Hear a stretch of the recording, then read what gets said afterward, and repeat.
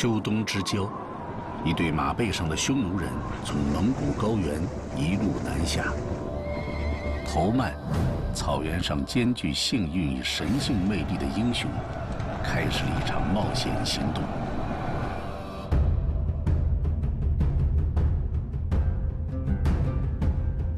在亚洲北部，东西走向的阴山山脉如同一道天然屏障，将大陆分割成截然不同的两种地貌。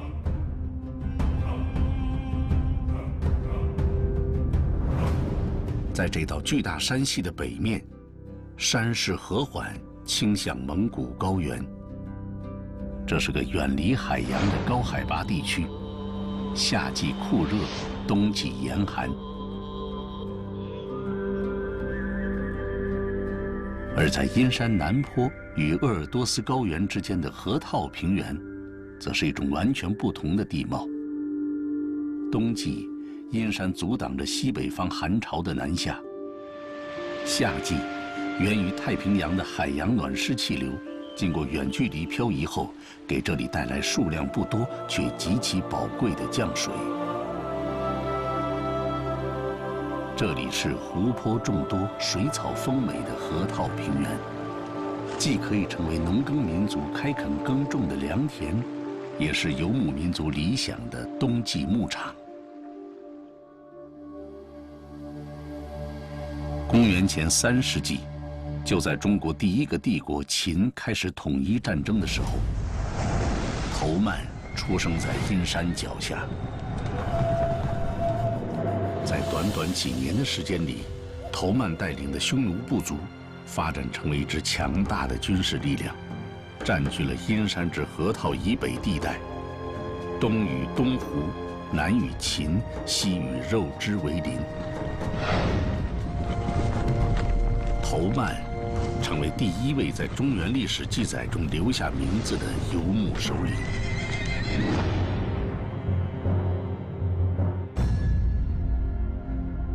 匈奴单于头曼忙于在草原上开展征服行动的同一时间，在中原的黄河流域，一位对此后中国历史产生重大影响的人物登上了历史舞台。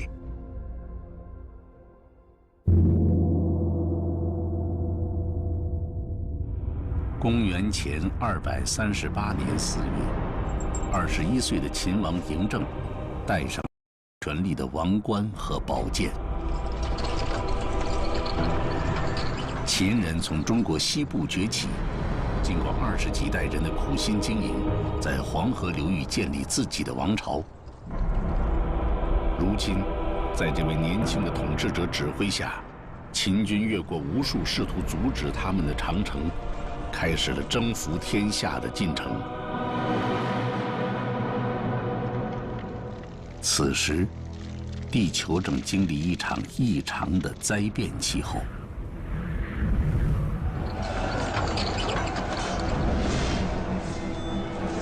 公元前230年，秦开始统一六国的战争。这一年，人民遭遇大饥荒。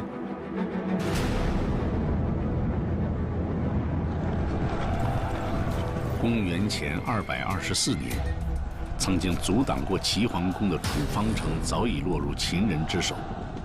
秦国发动的统一战争已经接近尾声，大将军王翦带着60万秦军向楚国发起了进攻。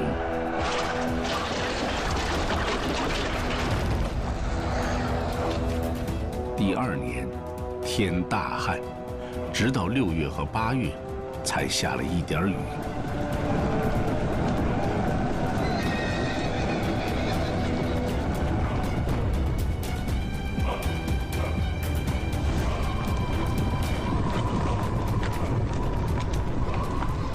游牧经济抗拒天灾的能力远不如农业经济。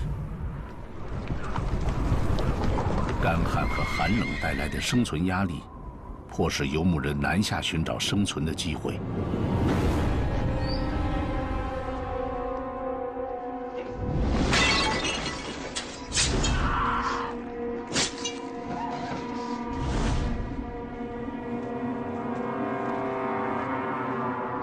就在这场寒潮肆虐的日子里，匈奴单于头曼的马队不知何时从阴山脚下出发，穿过残破的北部长城，狂风般南下。河套平原的广阔土地成为游牧民的放牧之地。对于年轻的皇帝来说，列国长城既是昔日割据的痕迹，也是赢得天下的见证。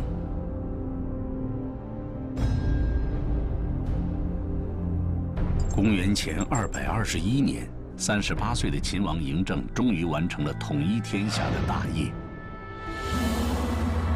一个年轻的崭新帝国登上了历史舞台。秦王嬴政改称始皇帝，希望帝国的基业能够世代永续。虽然六国已经灭亡，这位帝国的统治者知道，挑战才刚刚开始。此时，秦的天下未定，南方的土地依然在当地人的手中，而帝国内部，六国的国土上叛乱四起。常年的战争和连年的天灾，让新帝国的大部分土地一片凋敝。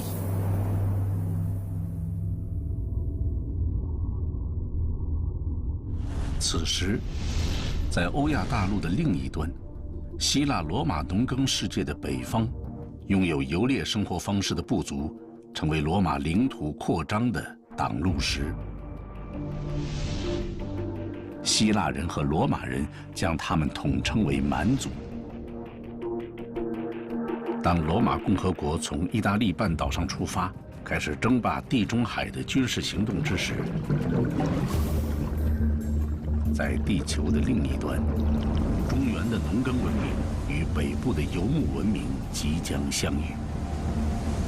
这是人类文明的帝国时代。正是在这个时代，地球的东西两端，先后开始了一项史无前例的军事工程——长城的建造。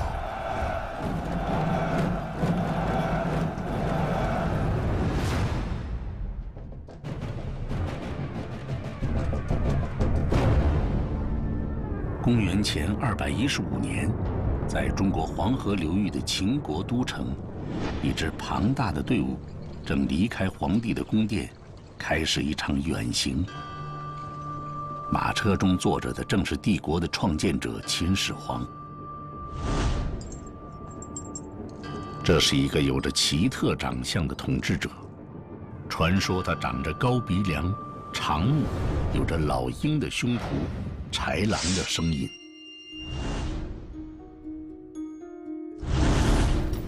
秦始皇庞大的巡游队伍从秦的都城咸阳出发，一路向东，经过魏、韩、赵、燕几国的故地，抵达渤海边的碣石。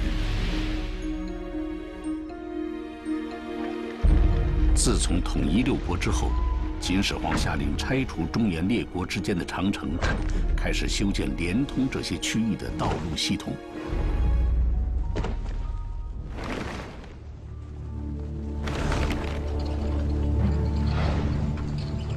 皇帝的这次远行有着貌似幼稚的目的，寻访居住在大海中的先人。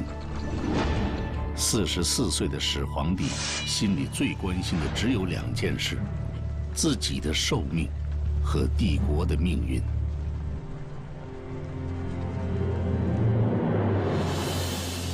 如果那些入海寻访仙山的方式真的能带来不死药，那么皇帝将以无尽的寿命来统御永恒的帝国。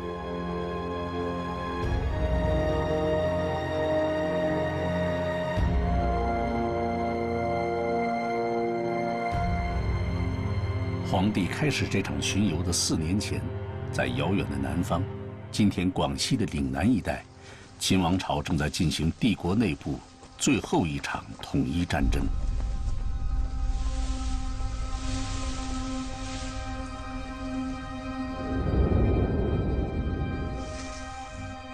战争的艰难远远超出了统帅屠睢的想象。热带雨林瘴气弥漫，毒虫遍地，远征的秦军将士疲惫不堪。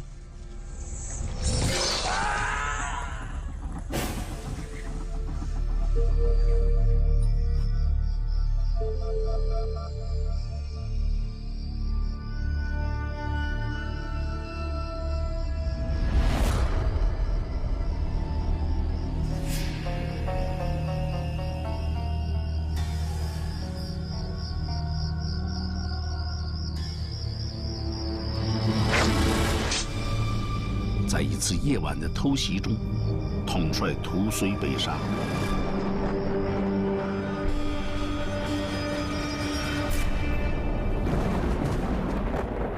远征军的饥饿以及统帅屠睢的死亡，让秦始皇做了个决定：一项伟大的工程启动了。秦始皇的计划是，在湘江和漓江之间修一条运河，打通南北两大水系。这样，帝国的船队从巴蜀一带的粮仓出发，进入长江的支流湘江，再通过这条运河到达珠江的支流漓江，后勤物资就可以完全用水路送到战争前线。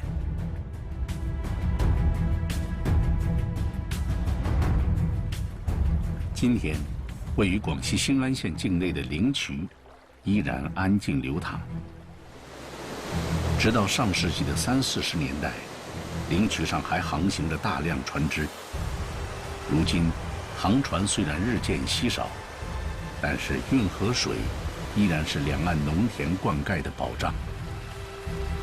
这条世界上最古老的运河之一，在修建之后的2000多年，一直造福着人类。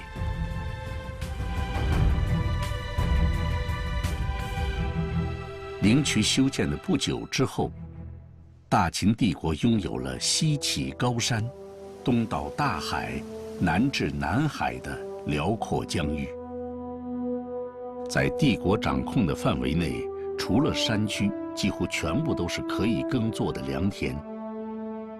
秦始皇所统治的是一个真正的农业帝国。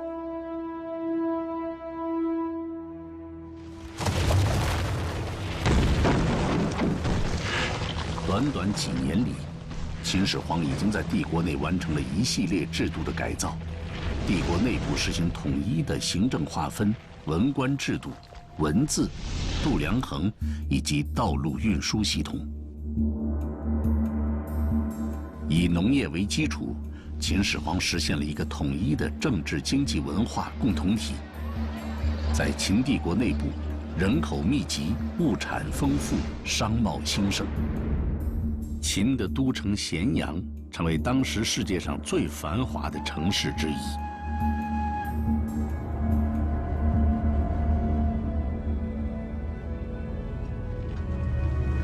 穿越帝国东部边境的巡游，显然是始皇帝对自己广阔领土的一次检阅。秦始皇决定沿着帝国的北方边境线返回咸阳。在秦始皇统一六国、设置郡县时，改造列国长城的工作就已经开始。六国之间的长城被一一拆除，就燕赵秦国面对北部草原的长城却被有意识地保留下来，并加以修缮。公元前215年的那次东巡归途中，秦始皇看到的是刚刚修缮一新的北部长城。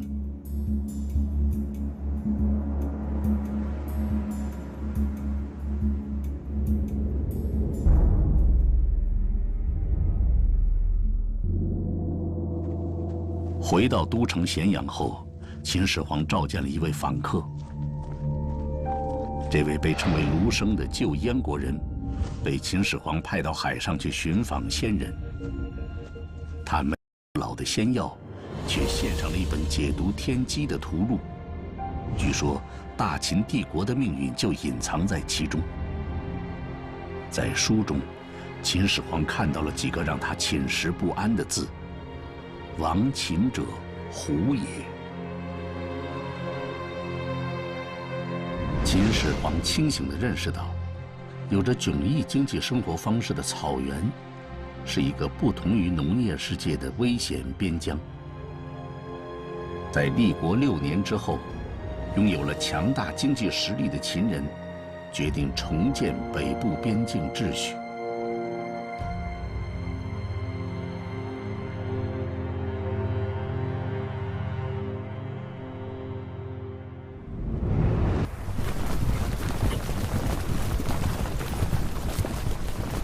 30万秦军开始了一场北方的远征。这支军队的统帅叫蒙恬，他出身于一个军事世家，祖父和父亲为秦国立下了赫赫战功。在秦始皇统一6国的战争中，蒙恬的军事才能得到始皇帝的认可，被任命为保护关中之地的最高长官。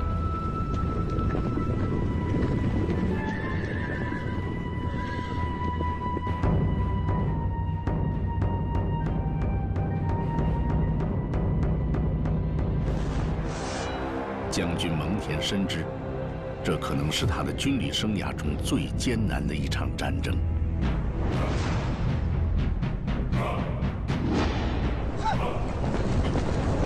游牧部落居无定所，往来如风，是游击战的高手。这些散落草原深处的牧民，可以在瞬间集结成一支凶狠的军队，也可以在下一个瞬间消失在茫茫草原深处。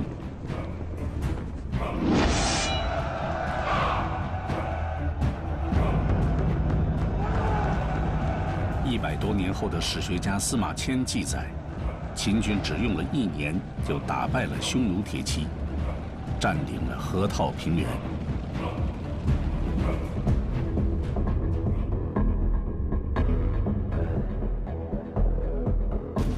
秦军并没有乘胜追击，而是转攻为守，就地组织防御。因远征拉长的后勤补给线，沉重的粮草和运输负担，制约了步兵为主的秦伐。司马迁记载，从今天的山东黄县运送1担军粮到河套地区的邓口，运输队在路上要消耗192担。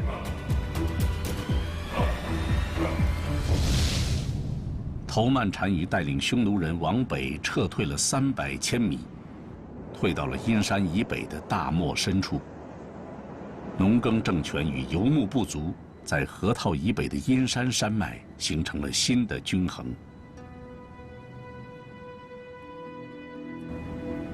就在战争结束时，将军蒙恬接到了始皇帝从都城咸阳发出的命令，在刚刚收复的河套平原北部继续建造绵延万里的长城。这道将要建造的长城，与经过重新修缮的战国秦赵燕长城一起，将在秦帝国内部的农业世界与北部的游牧世界之间，树立一道永恒的地理界限。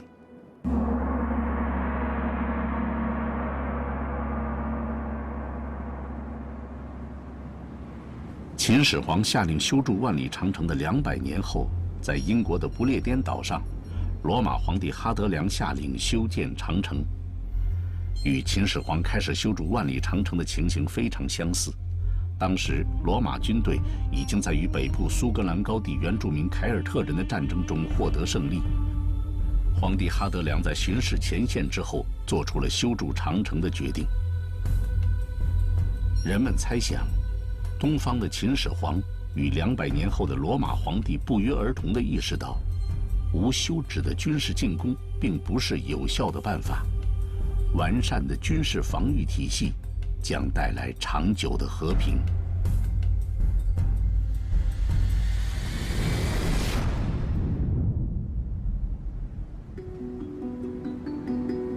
蒙恬要面对的是一项规模空前的国家工程。除了利用战国时代修筑的秦赵燕国长城，蒙恬的主要工作是在阴山地区修建新的长城。其中第一个困难在于，如何在这茫茫群山中选择合适的地点，来建造长城。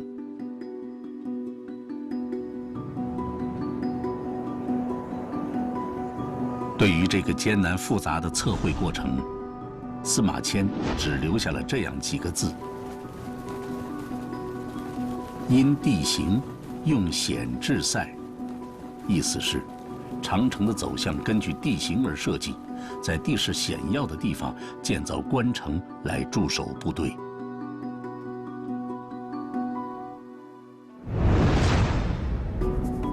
显然，2000多年前的秦人已经掌握了先进的大地测绘技术。根据实地测量，准确地按照一定比例，将秦帝国北部的地形地貌缩小到一张小小的木板上。每一条河流的转弯，每一道山势的走向，每一个路口的方位，这一切都被标注出来。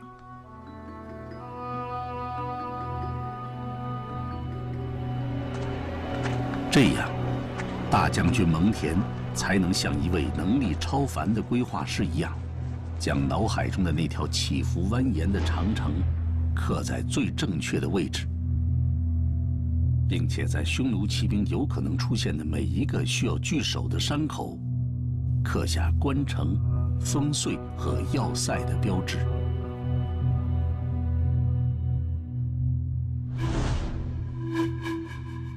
这幅木板上的地图是秦国一个县的地理图册。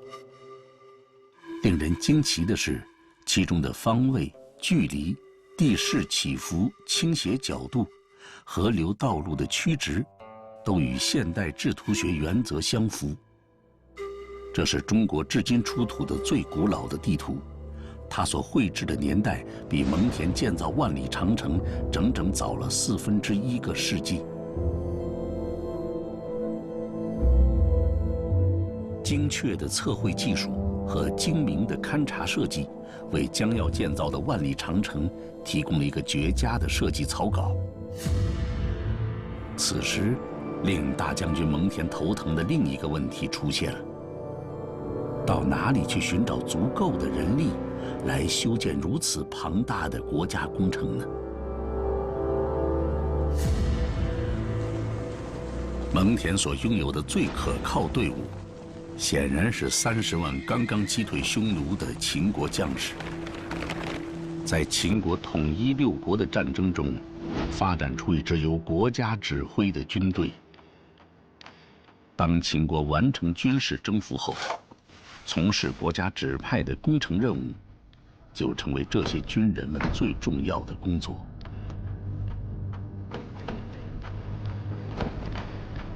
然而，30万将士对于5000多千米长的大工地来说，显然人手还远远不够。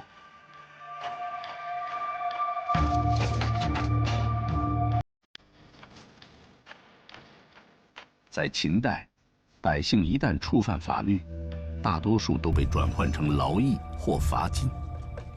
交不起罚金的，就当作欠政府的债，最后也只有通过劳役偿还。修建工程的刑法有个专门的名称，叫城战。这些犯了罪的人，成为帝国的统治者可以掌控的巨大劳动力资源。这些修筑长城的刑徒，显然不可能在历史中留下自己的名字，但是在后世的传说中，有一个叫万喜良的读书人，据说这是一位刚结婚的新郎。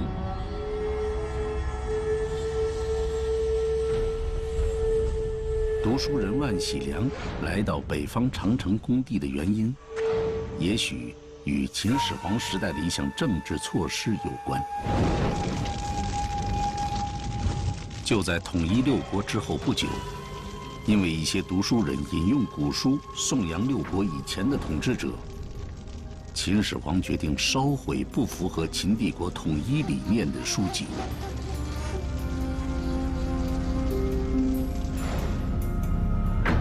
一些坚决不交出书籍的人因此获罪。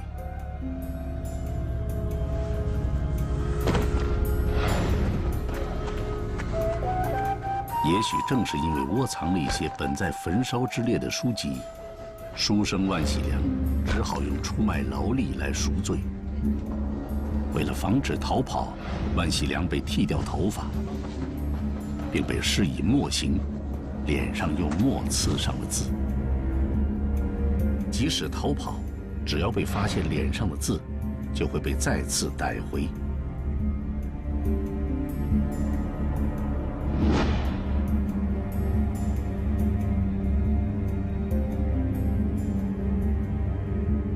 秦长城大多修筑在陡峭的山崖石壁之上，紧靠深渊，工程的艰辛和危险程度不言而喻。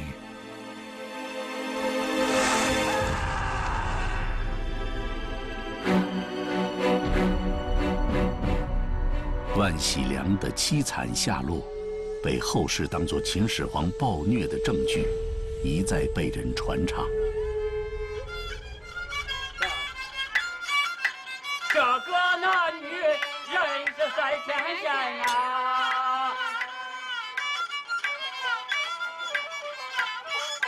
天使他过这正法眼，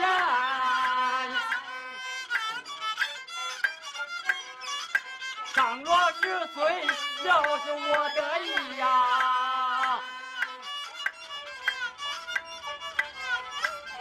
长城在他，山不远，长城好汉。千里寻夫的新婚妻子，让后世的故事讲述者把指责的目光投向了那位帝国的统治者。但是历史的真相往往有着与传说截然不同的面貌。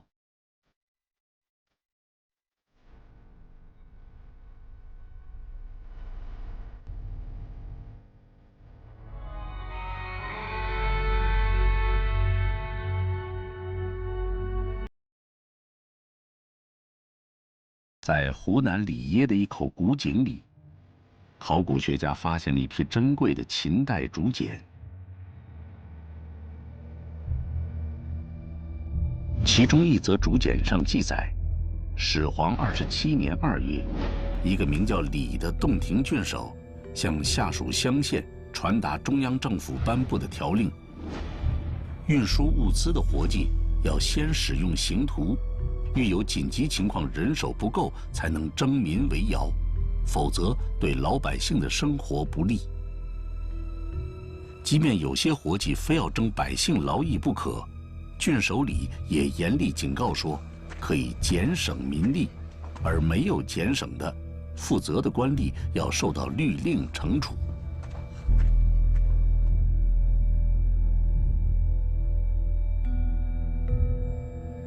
重见天日的文字记载，似乎为世人眼中那个滥用民力的帝国提供了不同的注脚。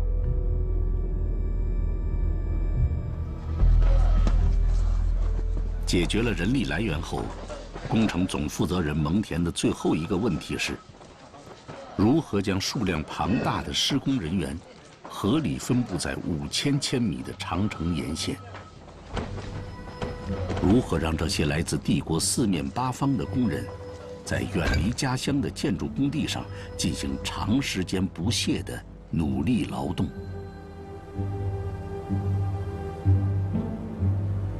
对此，欧洲文学家卡夫卡在想象中进行了描绘。这是一项极为细致的工程，因此利用有史以来各民族的建筑智慧和建筑者个人持续的责任感，对于工作是十分必要的前提。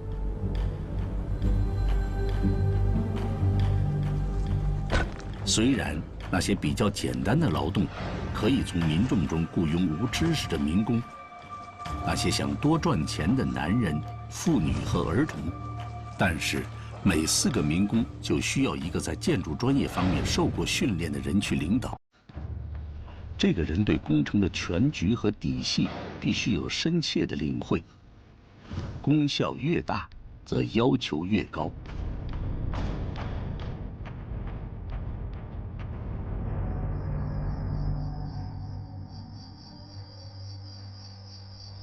这种辛勤的，然而甚至一辈子都看不到完工的工作，会使他们绝望，首先使他们失去工作效率。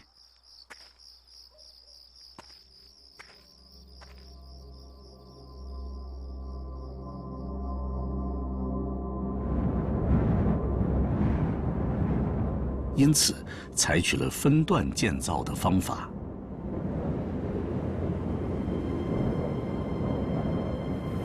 根据史书记载，秦始皇修筑长城，历时5年，仅军队的力量就动用了30万人。这个数字相当于当时全国男性劳动力的1/10，其中有不少修筑者死于繁重的劳动。不见长城下，尸骸相称筑。古人的感慨虽然不无夸张，却是对长城修筑难度的间接反应。长城是一个个普通建造者智慧与勤劳的结晶，是中华民族生产力和创造力的体现。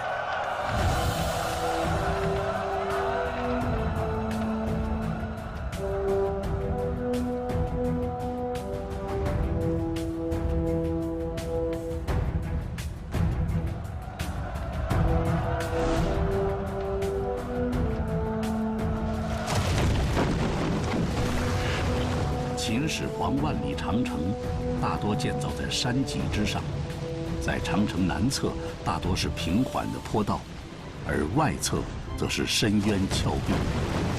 在穿越河谷的地段，要么以沟堑代替墙壁，要么在河谷一侧建造一段平行的墙壁。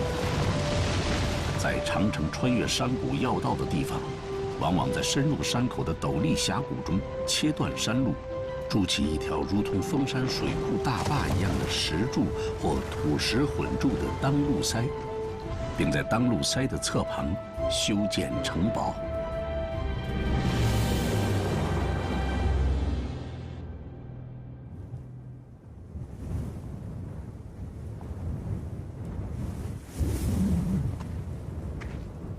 2013年夏天，古迹维修工程队的工作人员正在修复一段秦长城遗址。在过去漫长的岁月里，这些长城的石砌城墙很多地方已经坍塌。如今，专业的维修队伍被组织起来，努力让这些历经风雨的残存城墙恢复原貌。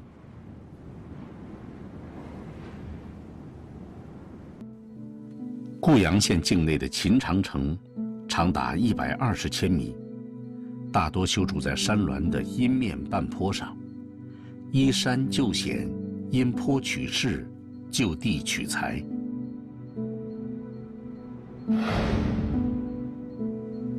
只有在阴山深处，考古工作者才能找到比较完整的秦代长城遗址。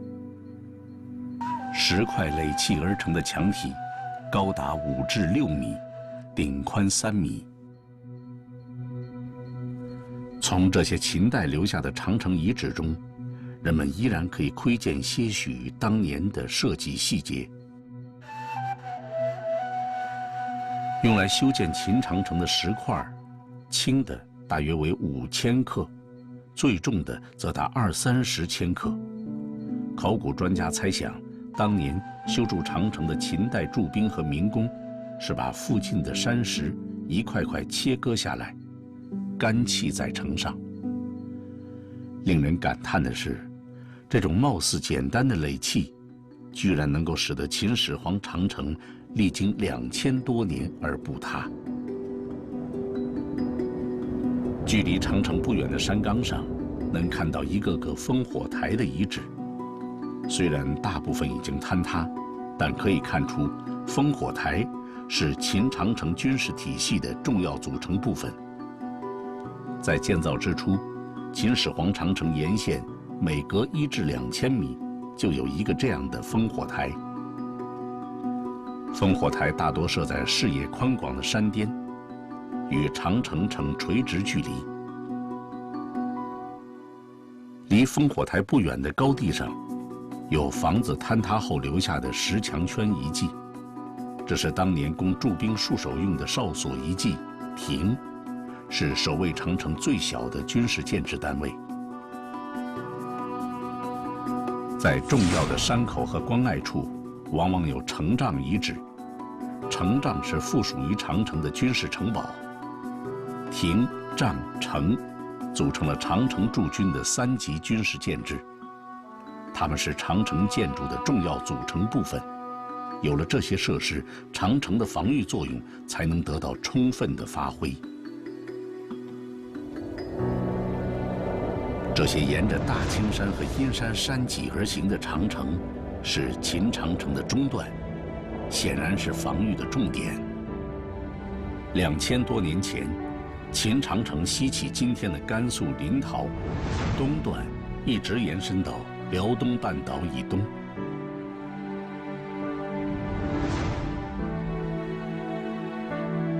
在那个伟大的时代，秦始皇长城曾经遮蔽毗邻甘肃的青藏高原，以及毗邻黄河流域的整个蒙古高原。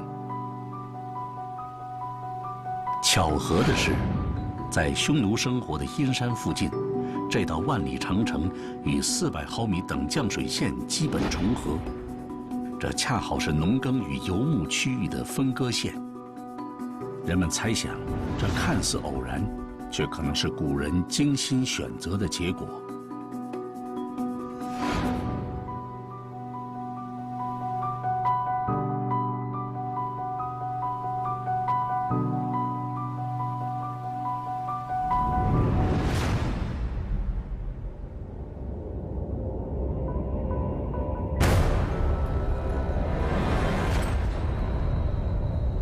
长城建成之后不久，蒙恬接到始皇帝的命令，在帝国都城与北部长城之间修建一条直道。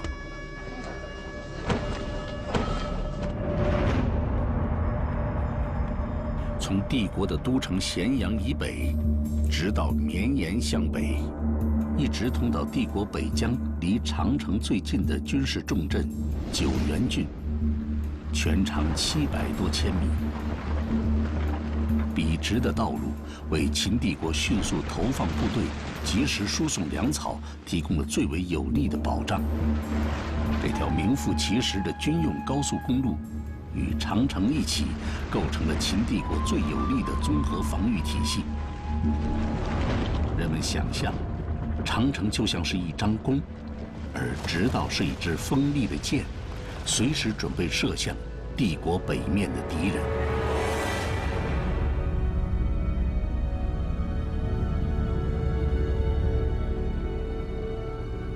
长城防御体系建成后，匈奴单于头曼彻底失去了与秦人争锋的勇气。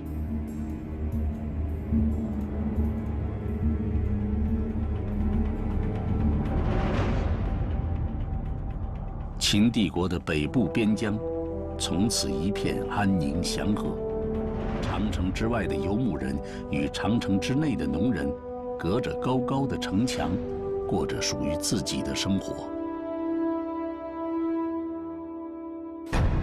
然而，宁静的生活在不久之后就被打破了。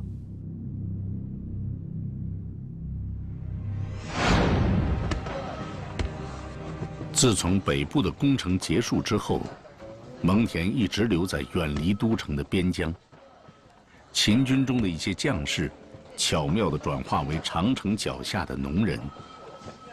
他们将秦人擅长的灌溉技术和耕种技术带到河套平原，原本水草丰美的草原，很快就变成一片沃野。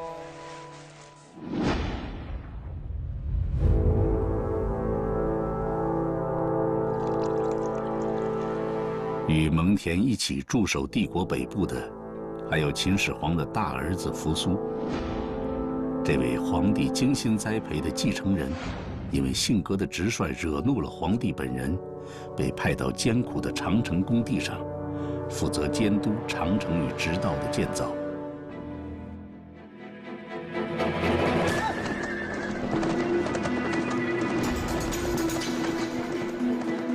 这位远道而来的帝国传信官，为2位帝国的功勋建造师带来的，是秦始皇要求他们自杀的命令。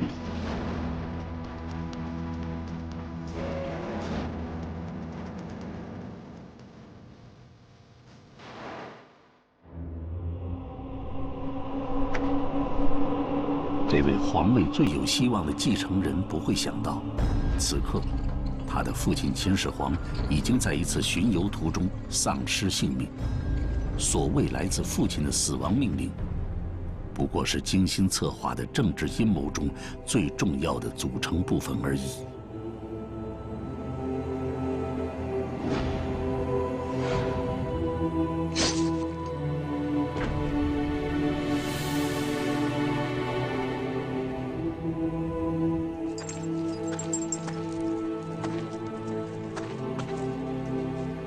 蒙恬显然对宫廷政治斗争更有经验，他怀疑发出命令的可能另有其人，因此拒绝自杀。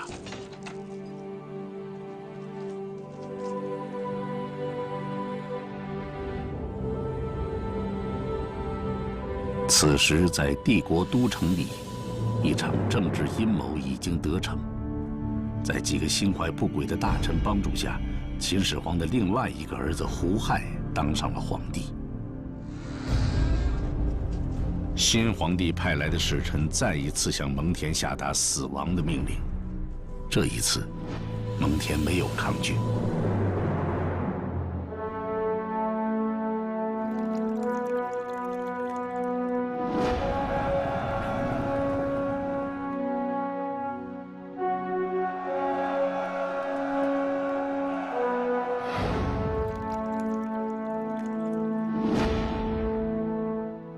在最后的死亡来临之前，蒙恬留下了这样的忏悔：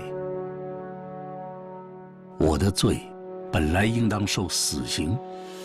自临洮起，直到辽东，筑城墙，挖壕沟1万余里，在这中间，怎能避免截断地脉呢？这就是我的罪过吧。蒙恬之死，使得秦王朝失去了北方长城守军的人心，帝国的北方防线开始动摇。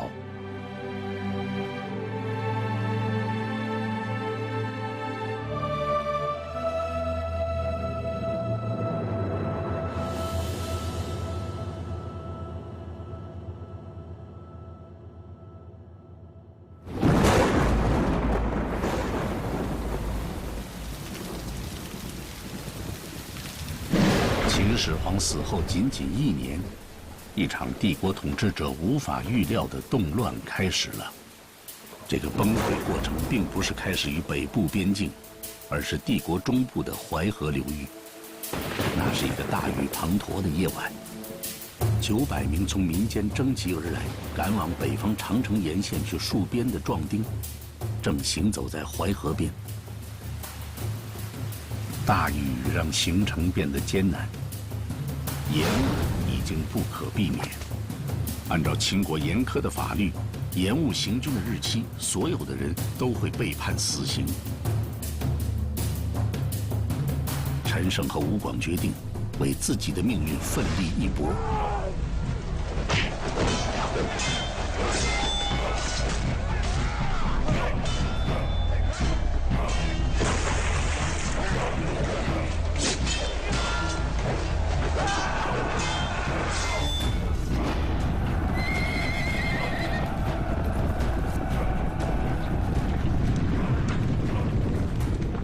在秦帝国最后的那段日子里，帝国内部叛乱四起，北部长城防线的守军被调回平叛，秦国再也无暇顾及北方的匈奴。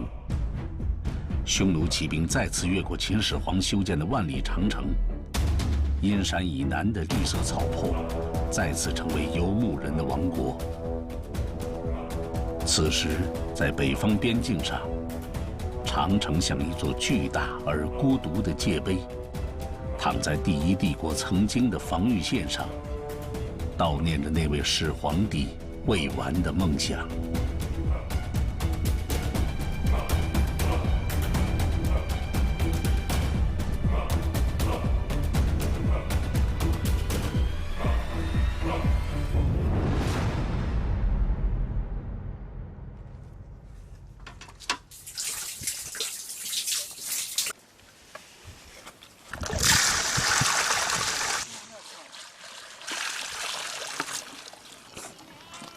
2000多年后的今天，秦始皇修筑的长城脚下，依然活跃着坚强而乐观的人们。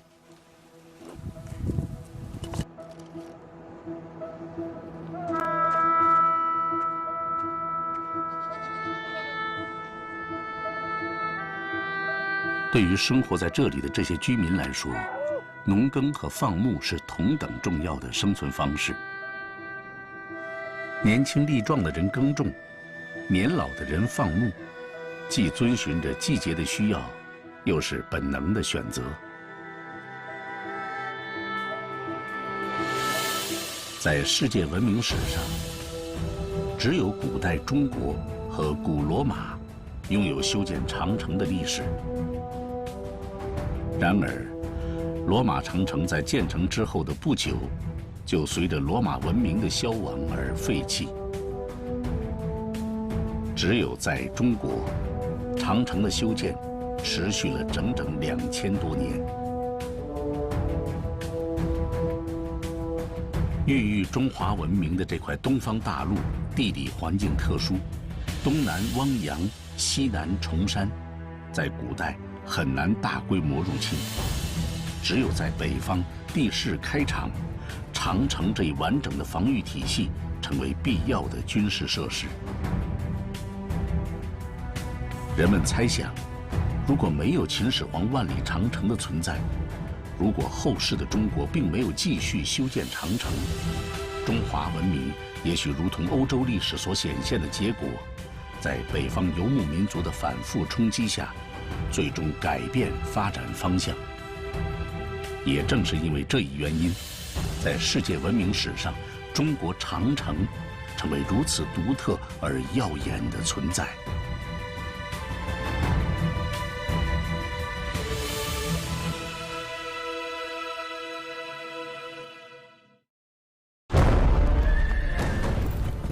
中原王朝更替之时，草原霸主完成王位交接，两个新生帝国的战争一触即发，武将叛逃，皇帝被困，如何解决汉王朝岌岌可危的边疆危机？